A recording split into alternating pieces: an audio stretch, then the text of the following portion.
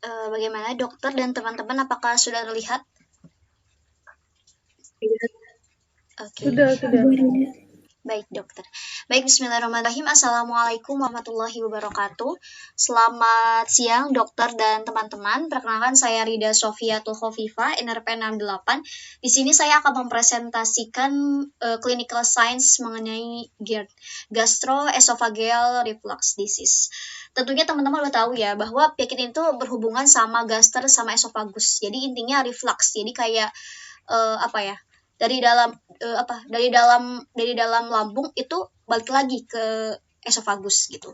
Jadi pada intinya secara definisi yang lebih lengkap, GERD ini adalah suatu kondisi kronik di mana terjadi aliran balik isi dari lambung menuju ke esofagus sehingga menyebabkan iritasi terhadap epitel yang melapisinya.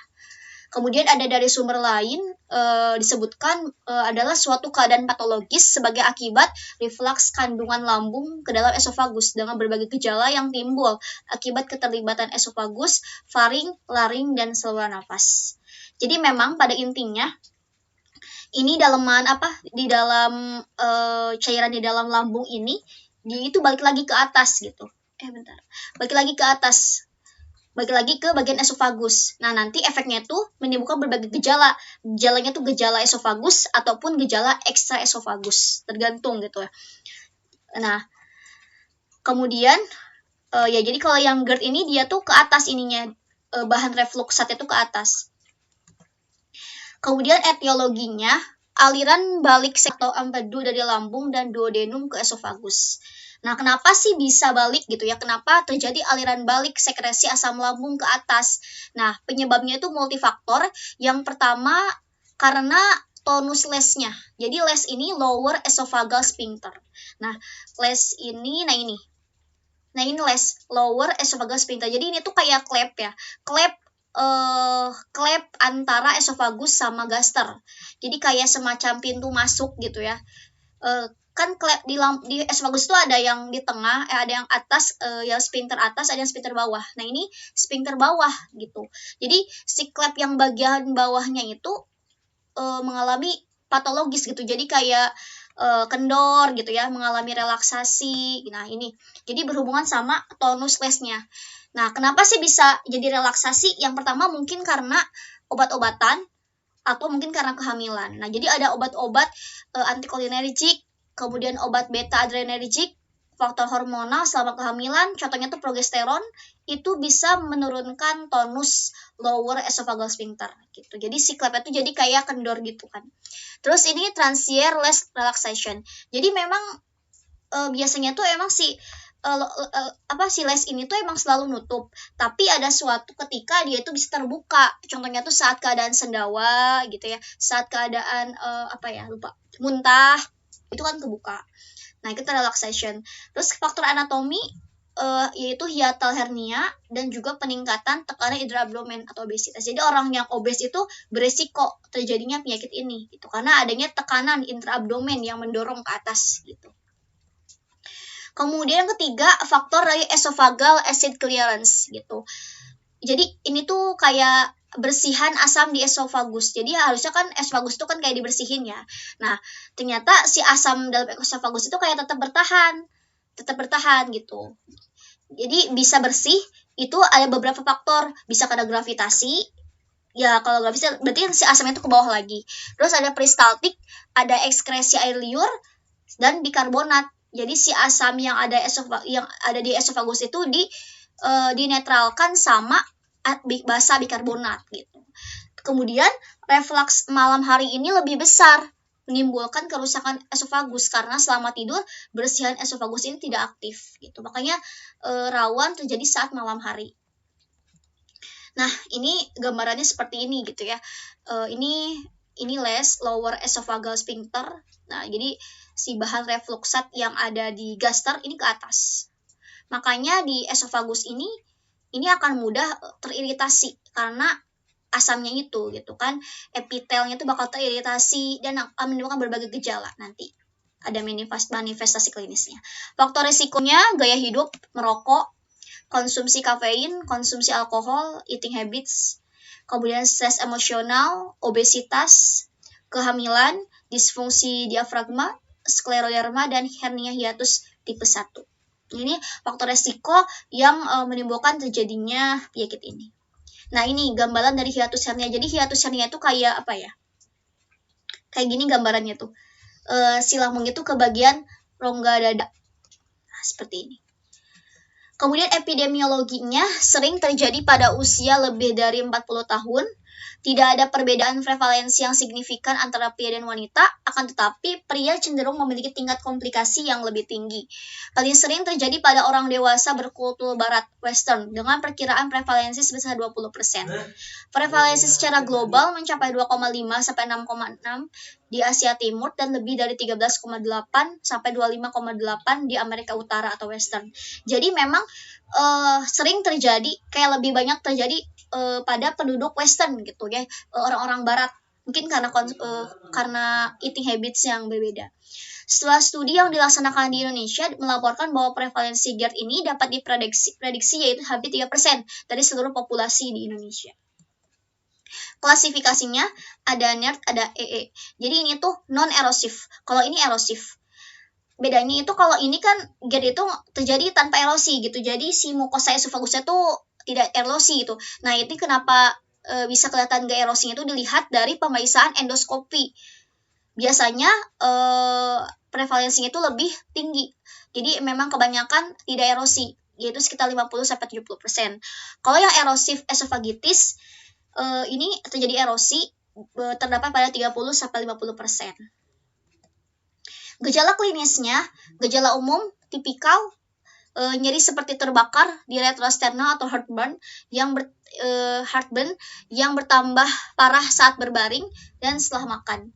Kemudian regurgitasi isi lambung, jadi isi lambungnya balik lagi, dan hipersalivasi. Gejala atifia sendawa, disfagia, cepat merasa kenyang, nyeri pada bagian epigastrium, kembung, muntah, halitosis, halitosis itu bau mulut, nyeri dada. Dan ada juga gejala ekstraesofagal seperti asma, batuk kronik, berdahak, sensasi globus, suara serak, laringitis, dan ada perilaku sering terbangun saat malam hari. Gejala tanda bahaya, berat badan menurun, anemia, hematemesis, disfagia, odinofagia, riwayat keluarga dengan kanker esofagus, dan umur lebih dari 40 tahun. Diagnosisnya, anamnesis, disesuaikan dengan faktor resiko, dengan gejala klinis, dan riwayat obat yang tadi sudah disebutkan. Kemudian untuk pemeriksaan fisiknya, ini toraks dapat ditemukan mengi, abdomen, di pemeriksaan abdomennya ada nyeri tekan epigastrik, dicek juga BMI-nya, evaluasi dan inspeksi untuk menyingkirkan asma, penyakit jantung, dan kanker. Kemudian untuk pemeriksaan penunjangnya banyak sekali ya, ada terapi empiris, ada esophagogastroduodenoskopi, monitoring pH esofagus, ada esophageal manometri, dan endoskopi saluran cerna atas. Tapi yang paling sering dipakai itu adalah endoskopi.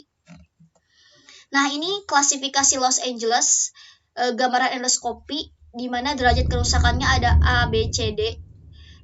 Kalau A ini erosi kecil-kecil pada mukosa esofagus dengan diameter kurang dari 5 mm. Kemudian yang B-nya erosi pada mukosa atau lipatan mukosa dengan diameter lebih dari 5 tanpa saling berhubungan. Kalau yang C, ini lesinya itu konfluen tapi belum mengelilingi seluruh lumen. Kalau yang D, lesi mukosa esofagus yang bersifat sirkumferensial yang mengelilingi seluruh lumen. Jadi udah kayak parah ya, udah paling parah yang D. Jadi sudah mengelilingi seluruh lumen esofagus. Kemudian pemantauan pH 24 jam, episode reflux gastroesofagal ini menimbulkan asidifikasi bagian distal esofagus. Episode ini dapat direkam dengan mikroelektroda pH pada bagian distal esofagus. pH di bawah 4 pada jarak 5 cm di atas les ini dianggap diagnostik reflux gastroesofagal. Kemudian ada PPI test, yaitu uji inhibitor pompa proton. Ini tidak invasif, dilakukan pada pasien GERD tanpa tanda bahaya, dilakukan dengan memberikan dosis PPI tinggi selama 2 minggu. Tes positif apabila ada perbaikan 50-75%. Dan ada esofagografi dengan barium ini, ya ini seperti ini. Kemudian tes Bernstein, tujuannya itu untuk mengukur sensitivitas mukosa dengan memasang selang transnasal dan melakukan perfusi bagian distal esofagus dengan HCl 0,1. 0,1 M dalam waktu kurang dari 1 jam. Bila larutan ini menimbulkannya di dada, maka tes dianggap positif. Nah, itu adalah penunjang ya, pemeriksaan penunjang untuk GERD. Kemudian komplikasinya itu bisa komplikasi ke esofagus tersendiri, bisa komplikasi ke ekstra esofagus. Nah, di sini ini ada esophagitis reflux, anemia defisiensi Fe, penyempitan esofagus, pneumonia aspirasi, laringitis, dan baret esofagus. Nah, jadi baret ini tuh apa ya? Jadi kayak kan di esofagus itu epitel squamosa.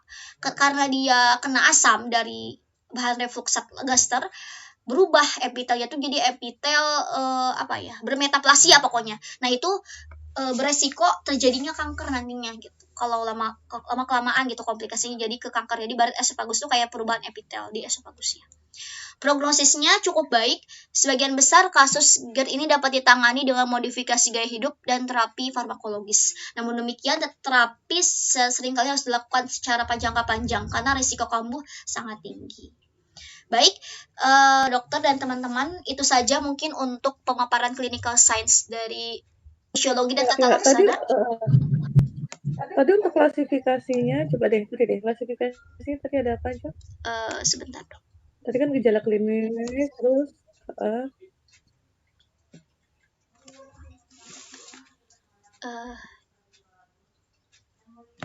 ya klasifikasinya. Klasifikasinya ada yang non erosif sama yang erosif. Iya, dok. Klasifikasikan untuk membedakannya kan untuk kita tahunya erosif non erosif dengan endoskopi ya. Oh, ini NERD ya, namanya esophagitis. Terus untuk gejala klinisnya gimana? Gejala klinis setiap klasifikasi, dok. Iya, gejala klinisnya gimana? Sebentar, dok, saya cari dulu.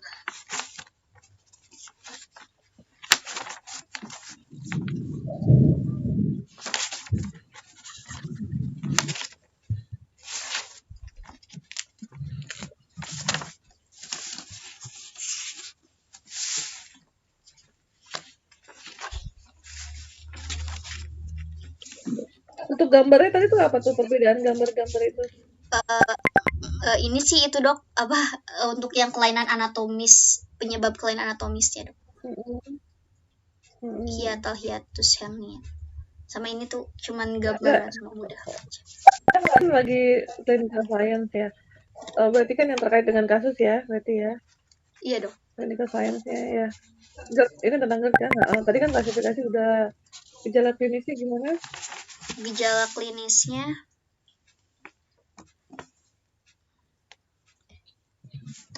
gejala klinisnya itu bisa tipikal, bisa atipikal. Jadi tipikal itu berhubungan sama esofagusnya.